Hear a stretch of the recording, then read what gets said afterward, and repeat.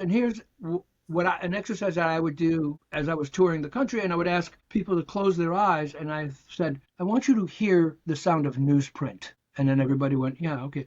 I want you to hear the sound of a paperback novel. I want you to hear the difference in the sound of magazine paper or the sound of a business card. My point is, we have, in fact, memorized those sounds.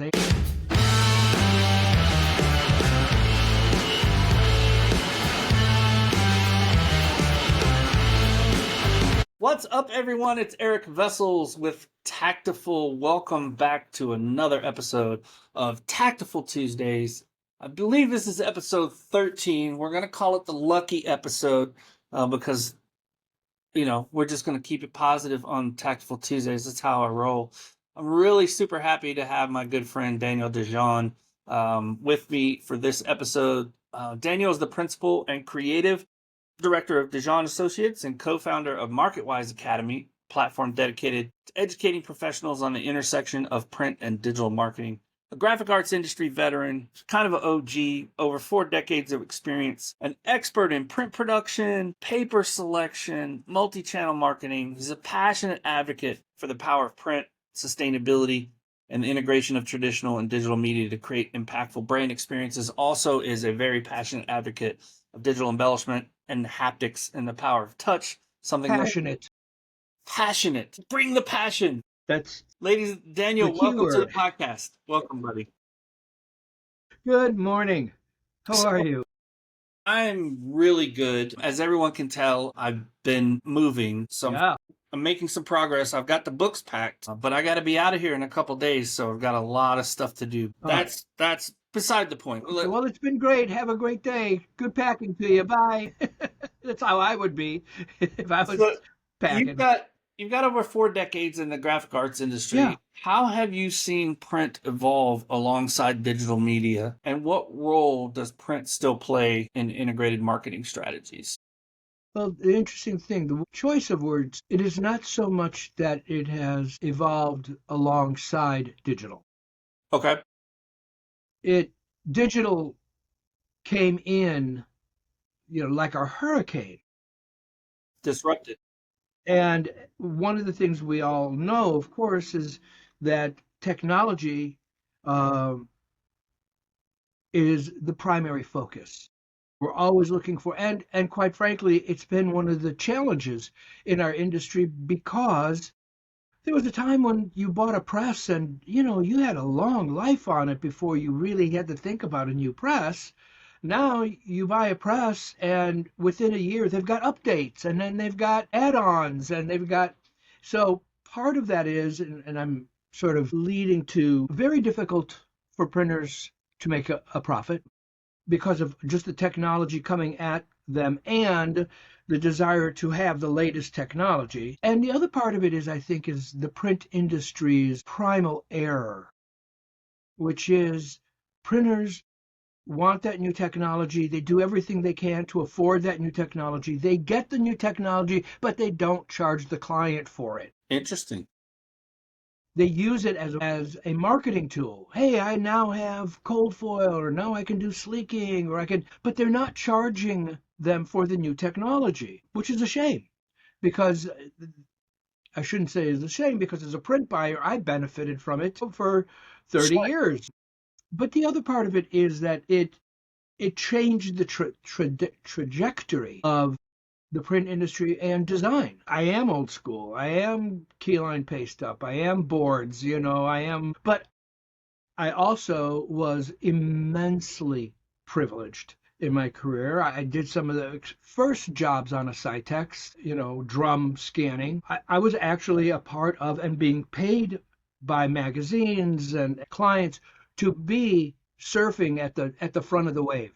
What's going on? I mean, I did laser die cutting. I had the first laser die cut business card. I mean, I could rattle stuff off like this because, and again, I'm the first one to admit I was the right person, right time, very privileged. Right. I'd been writing for a magazine called Step by Step Graphics since its inception. In fact, I had the center spread, which was always the new technology or new processes, And so every month I had to come up with something. So I was out there, and fortunately, if I pick up the phone and call, Beatrice and say, hey, I want to do an article on the Cytex, they'd be like, sure, come on over. And there I was. Or the first, I had the privilege of printing on one of the first 6 color presses in Chicago. I'm a G7 expert, so from the very beginning, I started doing expanded gamut, extreme gamut, you name it. We are a country that is, or think of itself as technology forward. Right. And that's wonderful. The interesting thing about it is I'm an academic in every, sense of the word. I'm an academic. I'm constantly reading, I'm constantly going to shows. One time I was always on the road, and if I was anywhere near somebody who had a new piece of equipment, I was there. Nice. Yeah, it was. And then my job was then to report it, and to bring it to the market. And the interesting part is, again, for the last 20 years, maybe more, I have always been very, very concerned by printers' profitability. They're working really hard, they're expanding, mergers and acquisitions. I mean, we had all this, but the larger question was, were they making money? Right. Were they able to pay off that equipment? Some printers were really wise, and rather than taking an extended note on the purchase, they wanted that note as short as possible because they knew, they were going to have to turn it over. And quite frankly, yeah, if we look at historically what's been happening in our industry, I would say there was a time where you had something new, really cool, new, every 2 or 3 years, maybe. Now, quite frankly, you have to have something new for the next show. Yeah. And I think you're right. I think that technological churn. I mean, as you were talking, I was just thinking a lot of it is just a macro trend in terms of the technological advancement, not necessarily just with the printing industry, but like if you think back to 50s and 60s, even as Yeah. close as that, Yeah. like technology didn't change at the rate. The rate of technological change just keeps. I mean, and it's bonkers now with AI. Who knows? If Well, that. I mean, I don't see that rate of change ever slowing down. So I think the no, question is, no, the market won't allow it. right? First of all, the one of the things we have to start accepting, well, I think we have, but many of us, at one time, virtually all of the printers were in fact family owned. Right. Now they all belong to a corporation, or a larger body. And the fact of it is, at one time, our industry was motivated by CMOs. I mean, the chief marketing officers really were, I need a new idea. I need a new now, and probably since, quite frankly, the whole trend started after 2008 to 2011 when everybody lost so much money. In fact, it seems like the businesses were turned over to the CFOs. Right. And the financial people became the drivers. Financial people have I think, a very, very different point of view than marketing people. Oh, absolutely. I mean, And it's spreadsheets and numbers, right? Like it's well, yeah, it's the numbers, but also it's the demand for return on investment. right. Where marketing people, I'm not saying that they're not concerned about that, but they have larger concerns. They're much more concerned about building and maintaining the brand. Well, it's the old division between creatives and analytics. Yeah, absolutely. Right. That just goes without saying. But because of our conversation, it has to be said. The fact is, what was one of the biggest changes was the fact that you had a seismic change in the way that we looked at our industry. Up until the recessions, the 2 major recessions in '08 and '11, we were a marketing-driven industry.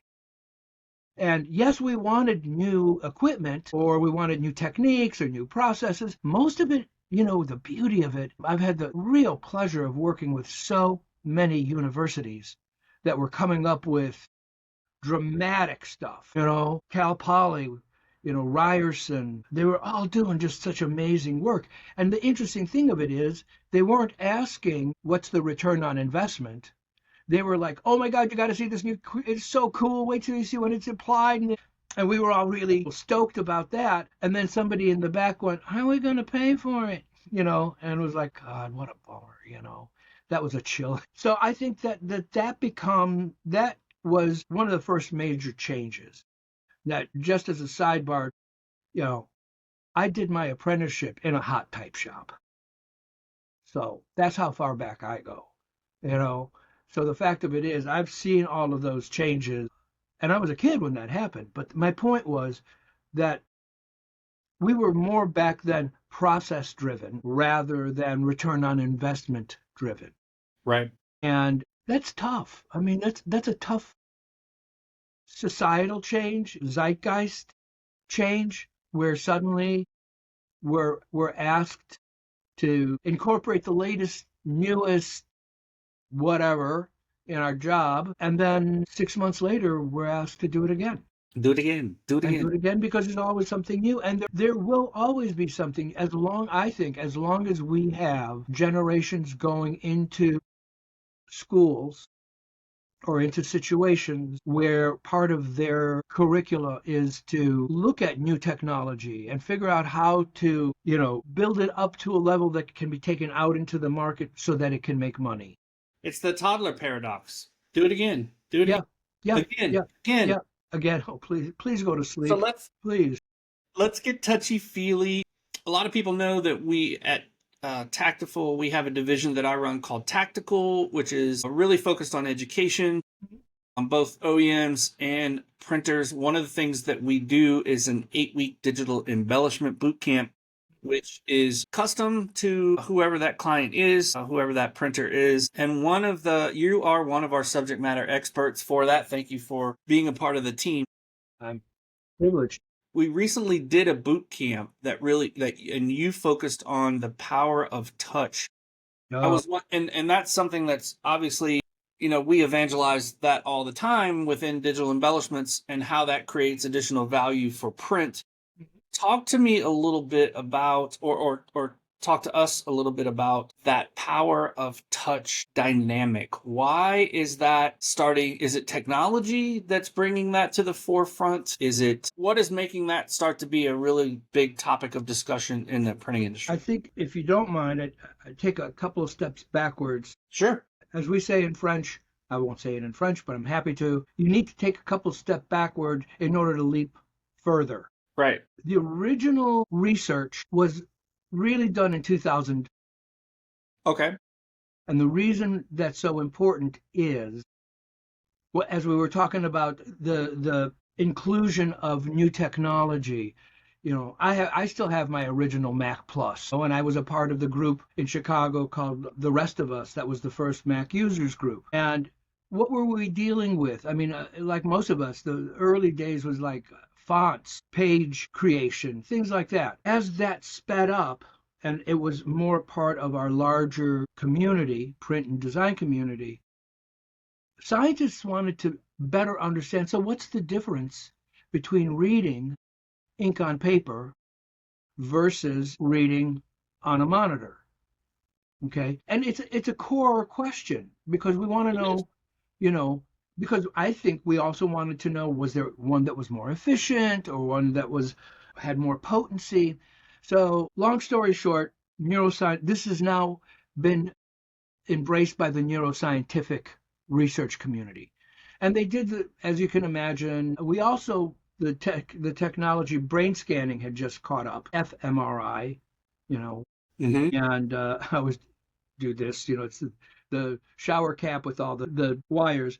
They could finally map the brain. Very early days, but they could map it. What they did is they asked a group to read ink on paper, and they had the same group read the same text on a monitor and map the brain. And what they found out was there was far more activity when we read ink on paper. So they did the analysis, and what they came to realize is when we read on a monitor, we are only stimulating one or two senses. Two, if it's got music in the background or some sort of sound so that you include the audio. But when we read ink on paper, now keep in mind we've been doing this for such a long time that it's so in the background for us. It's not, we're not saying, oh my gosh, I can smell the paper. Yeah, it's deep But the rooted. point is just that. Yeah. Was the fact that we were stimulating four senses, and what they found out was by stimulating the four senses, first of all, it made us slow down. We were taking in every word. We weren't skimming as we've been trained to do on a monitor. Also, all four senses were being stimulated, so obviously visual, the sound of paper as it's being turned, shuffled, etc. A quick sidebar. I don't know how many of you remember when the ebook first came out and they were trying to simulate, if you will, Turning a page. and it made that ridiculous whooshing sound. Yeah. And we're like, that's not what paper sounds like, because we know the difference. And here's an exercise that I would do as I was touring the country, and I would ask people to close their eyes, and I said, I want you to hear the sound of newsprint. And then everybody went, yeah, okay. I want you to hear the sound of a paperback novel. I want you to hear the difference in the sound of magazine paper or the sound of a business card. My point is, we have, in fact, memorized those sounds. They are a part of a perfect example. And I used to do this. I would have people close their eyes, and then I would take a business card and I would flick it, and I would say, paperback novel. And everybody went, no, it sounds too stiff. So the fact is, it is a part of the sensory and the smell of paper. I would do an exercise where I would say, close your eyes and in your mind, walk into a library, or walk into a bookstore or walk into a magazine stand. Yeah. The truth of it is, oh, and by the way, the smell of paper. The smell of paper, the sound of paper, how we see it. So that haptic experience that we take for granted because we've been doing it since we've been children was superseded then by an alternative, which was reading on a monitor. So it occurs to me, Daniel, that the digital embellishment craze, right, like raised varnish, yeah, foil, it occurs to me that we're taking something that's always been haptic with print and sort of supercharging it.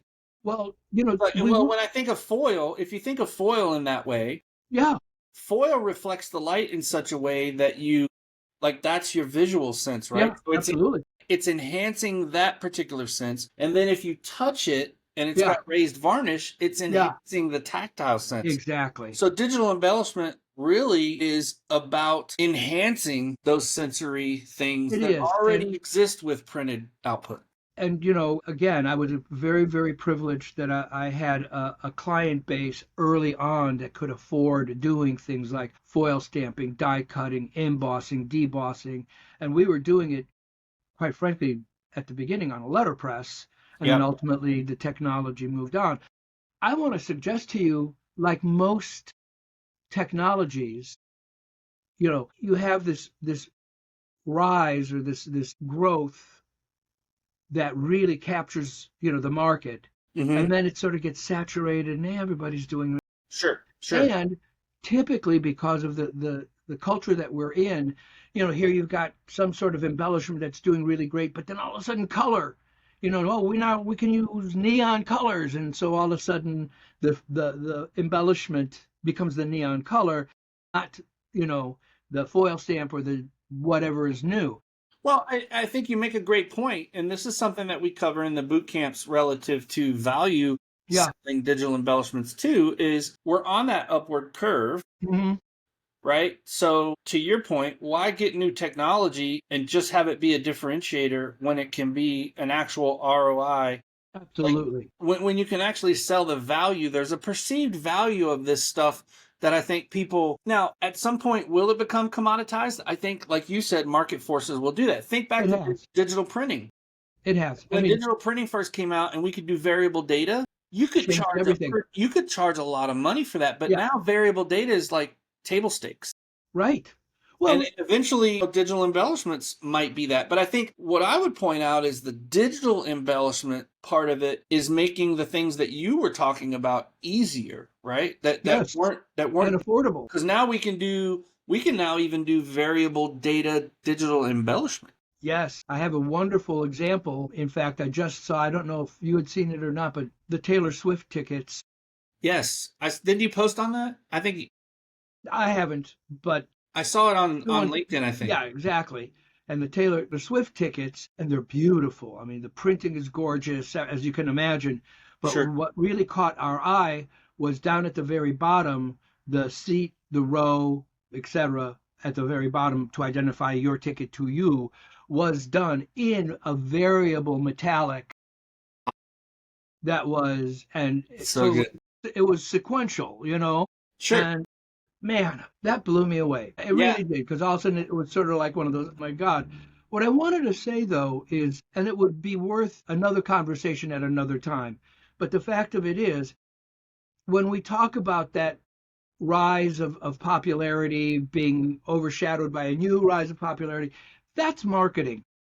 You know, we're seeing technology at the very root, people really figuring out how to make that technology work, but Right. then more so, then it comes into the market and then it becomes a marketing technique to draw in clients or to draw in a new revenue stream. Absolutely. It's a differentiator, right? And Absolutely. that's what we're teaching people now in our boot camps is like if you've got this digital embellishment technology, even if it's just fifth and sixth color or if it's Yeah. varnish, foil, you've got a differentiator.